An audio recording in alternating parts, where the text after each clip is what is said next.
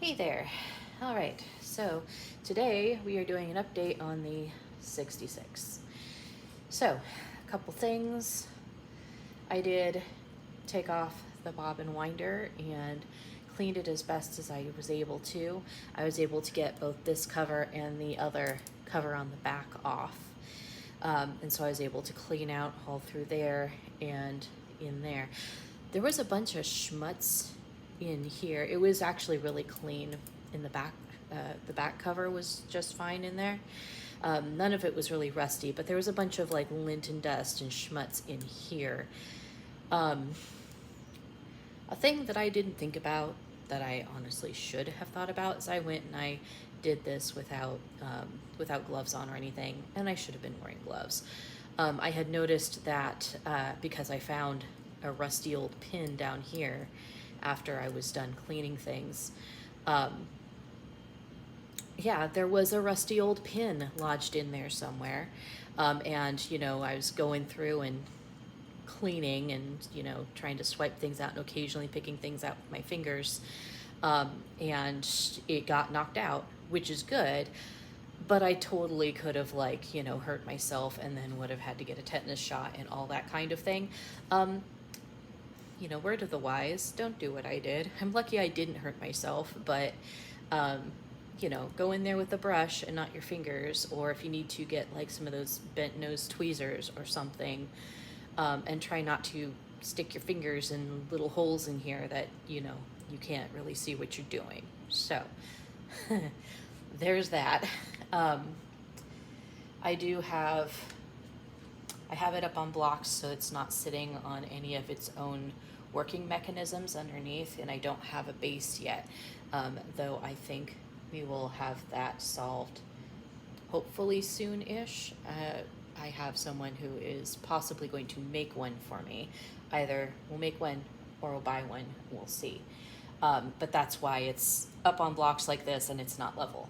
I did get a hand crank for this, and it works just fine, which is lovely.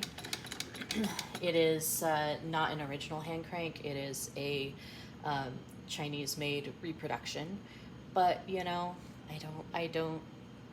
I'm not too picky about that. It's just a hand crank. If in the future I come across an original one for a decent price, then yay. But if not, at least I've got something that works now that it's out of the treadle table. So I am very happy about that.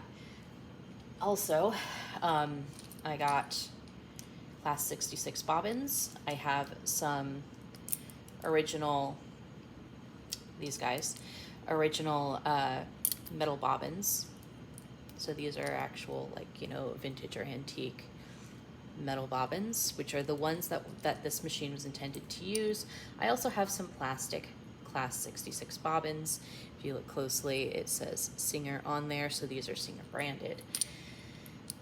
These are the right shape, like they're the same shape as these, but the metal ones are heavier. So I did a bunch of reading and I found out that there's basically 3 types of bobbins that you're going to find fairly easily. There's these ones, above all, are the preference. So, you know, these are the original ones, you know, either antique or vintage. Several of the singers use these, so there's no way to know exactly how old they are, but these are original ones, which is great. And so they're the right style and the right weight. So the way this machine will have been constructed, it's meant to use one of these metal bobbins, and you know, everything is balanced around the weight of one of these. These are the right shape, but not the right weight. There is a chance that these might work just fine in this machine, possibly, if we're lucky, or they might not. We're going to end up playing with them to find out. There is also another type of bobbin, Class 66 bobbin, that I don't have here, and they're the modern metal ones. So they're kind of like these, except for they've also got additional large holes all throughout, plus the little small hole on both sides. And apparently the issue with them is, it's a shame that you can't touch this with me, but if you run your finger, like it looks like it has a ridge here, but if you run your finger over it, it's very, very smooth. Nothing catches. So if you were thread going to pass over this, like it does in the machine, there's nothing the thread will catch on. The modern metal ones apparently tend to be not so smooth, and so that's why that actually apparently the plastic reproduction ones are better than the metal reproduction ones, but if you can get the originals, apparently that is the best way to go. I have not gotten to test any of that yet, so we will find out eventually. I am fairly confident that my metal ones are going to work fine. I'm going to hope the plastic ones do, and I'm probably just not even going to bother getting or testing some of the other reproduction metal ones, because why would I if I've got stuff that works? So yeah, next thing on the list.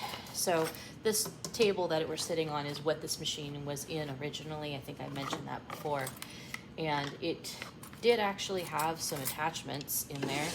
It also has a collection of random buttons and things still in the drawers that I gotta clean out. Oh, that's cute. All right, anyway, so yeah, we actually have some attachments that go with this. So like, these are covers for like shearing, and like, I think this one's the shearing plate. I think like this one I think is the underbraider. We've got this is one portion of, what do you call it? Adjustable hammer. We've got a tucker. That one is a binder foot. We have, a guide. Oh, there's the other part of the adjustable hammer. So, or adjustable hammer? Yeah, adjustable hammer. So these two pieces go together somehow. I think it's like that maybe. And there should be a little screw, kind of like one of these, that holds it together, but I don't have the screw, so that's kind of annoying. But maybe I can find one somewhere. That one is also a hem foot. There, come out. Oh, yeah, a gauge, a bias gauge. So I got one of these, which I didn't have before, and this is a tucker marker. So like you see right here, every time the needle goes down, it impacts and it basically makes a little crease. So that's where your next tuck will go. I've got a few random bits and bobs that I was not able to identify. Oh, here's the other bias gauge. And I got, a nice screwdriver. So that was what was usable and salvageable, aside from the machine itself, that was in the cabinet. And especially the plates. Like, I have a lot of stuff for my Model 27 that should also be able to be used with this machine, because they're both low shank machines. And that's awesome to have interchangeable attachments. But there are definitely a few things that wouldn't have worked, and the shearing plates for the 27 would not work for this. So I'm very glad to have those things. Let's see, what else did I do? So these are, get one of them out of here for you. So these are the hinges that were in the table, that they go in the back here on either side, that they secure the machine to the treadle table. If my person is going to make a base for this machine, then we will go ahead and we will reuse the antique hinges. So I saved those. The other thing I did in part for cleaning this machine, because I did work on trying to get it a little bit shinier too, is I tried a jewelry cleaning cloth, and that certainly did give me a little bit more shine. Like, this is definitely shinier. Other thing I did is And I'm not recommending this to anybody. I'm just saying I did this. Is I took isopropyl alcohol and Q-tips.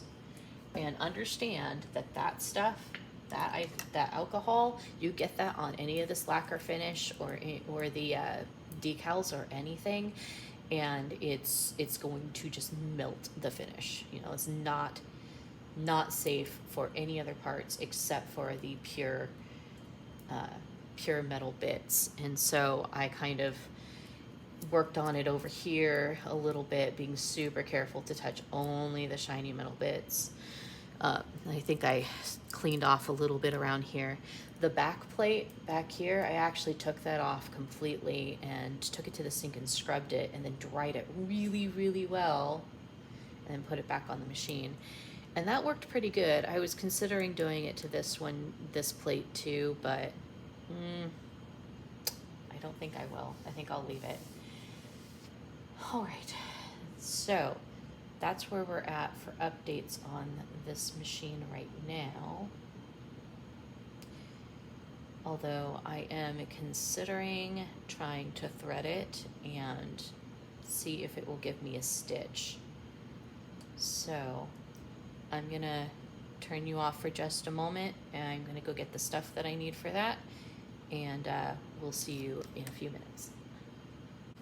All right, so I have what I need for attempting to sew with this, although I almost forgot.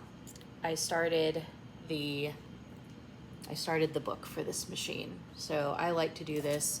I take a binder and, you know, just print out a copy of the user's manual, and, you know, then I've got something to mark notes on and things like that. All right. Let's see here. In order to sew, the first thing we need is a bobbin. So is how we do this is we start from up here, run it through this first guide. So you have 2 holes on this bobbin, right? This goes in 1, 2, all right.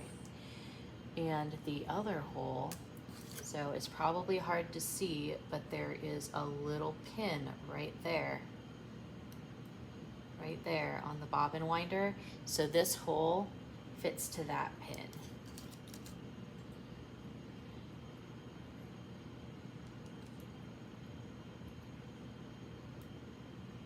There we go.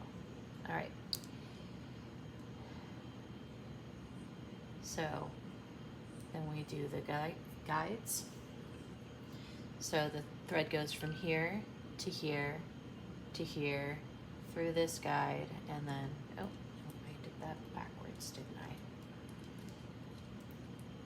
I? Okay, this is the very first time I'm doing this, so you're seeing everything as it happens. That's the fun, right? That we all learn together. So it goes in on the inside and then out one of the holes. Let's see if I can get it back on.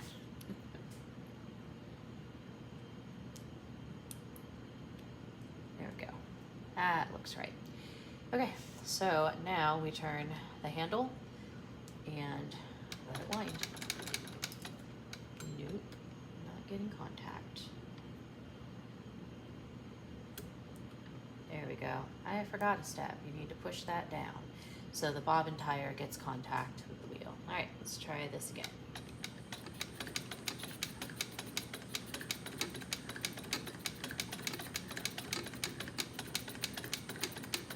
Sorry, things are rock and rolling a little bit here. The setup that I have at the moment is not terribly steady. Okay, there. All right, let's see if I can keep it from moving too much.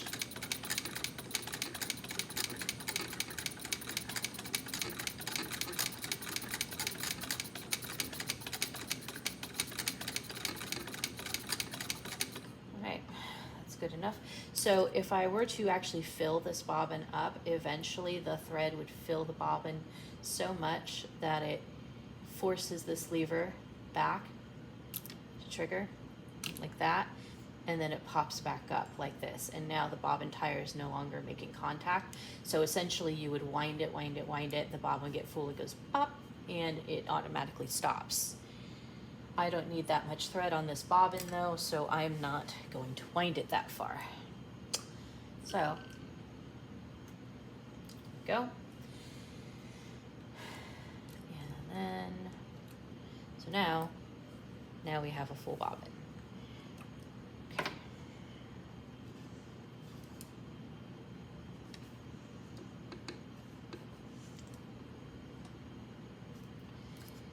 Alright, so let's consult the book, see which way this needs to come off.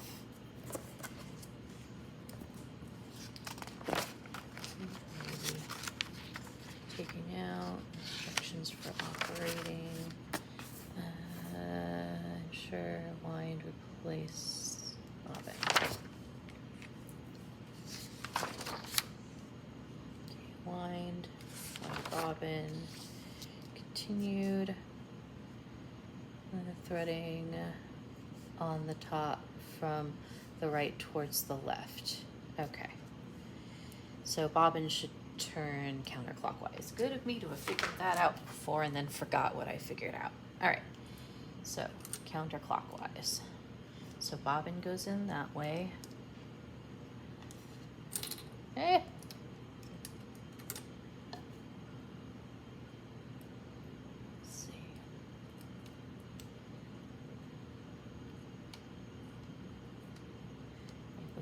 That's right.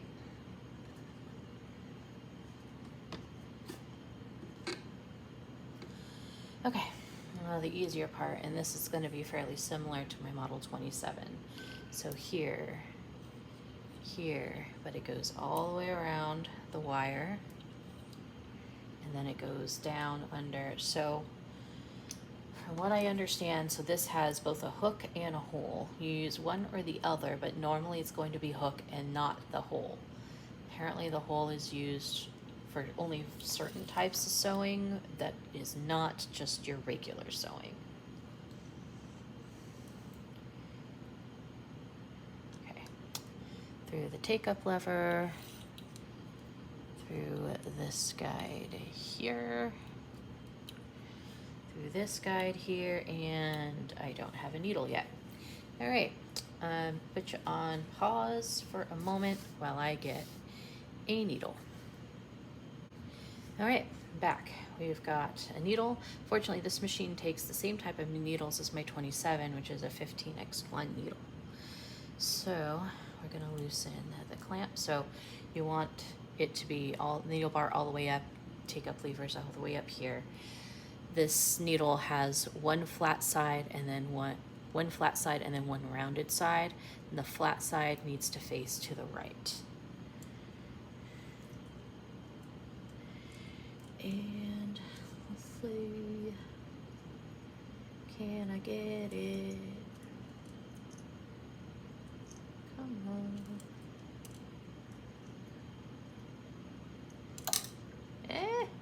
That's not ideal, is it? Okay, loosen it a little much, I guess. Okay. Flat side to the right. And I am fishing around for where this is supposed to slide up into the machine. There we go. Okay. It is all the way up there, and so now we tighten the screw. There we go. All right, and because the guide, thread guide for the closest to the needle is on the left side, it threads from left to right, which is also like my 27.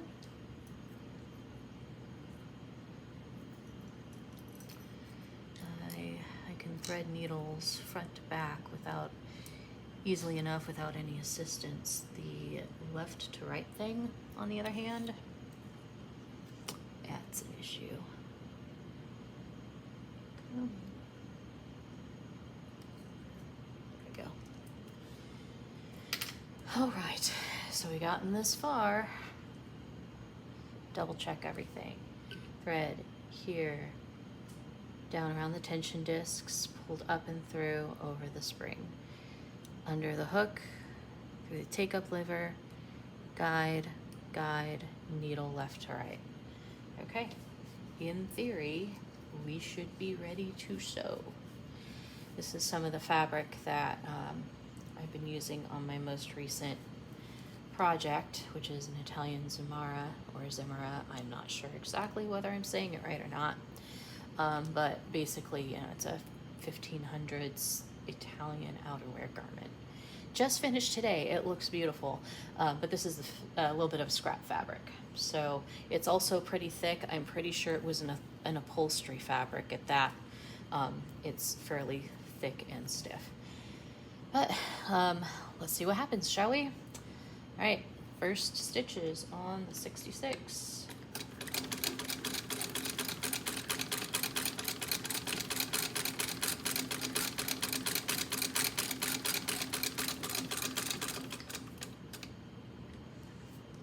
That's promising.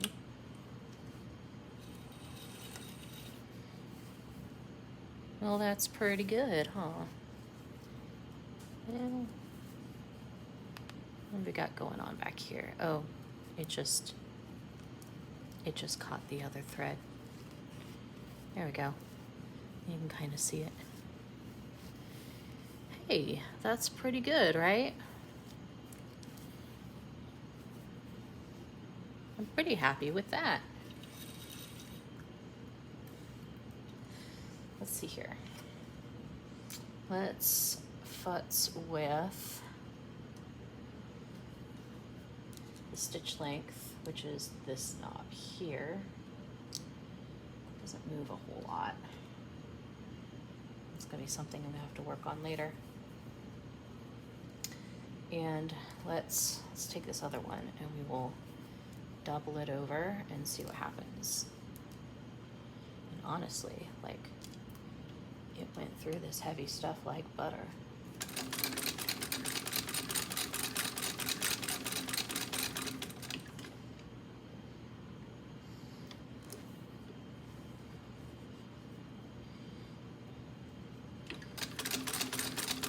I dare say that the trick to a hang crank like this is learning to be able to maneuver it with one hand, right? That's an interesting skill set that one should end up developing then, huh?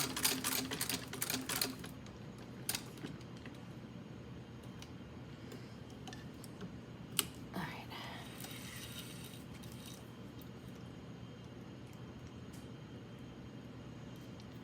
right. Me having forgot to grab scissors. All right, yeah, don't bite thread with your teeth. That's a terrible, terrible habit. Okay, so there's the front side, and I think that's a little bit longer, maybe. Yeah, maybe not. But front side and back side. That's pretty gorgeous. So how about that? We officially have a functional sewing machine. Huzzah! All right, well, thank you for spending a little bit of time with me today, and I hope you enjoyed yourself. If you do, go ahead and hit subscribe, and I will see you soon. Bye.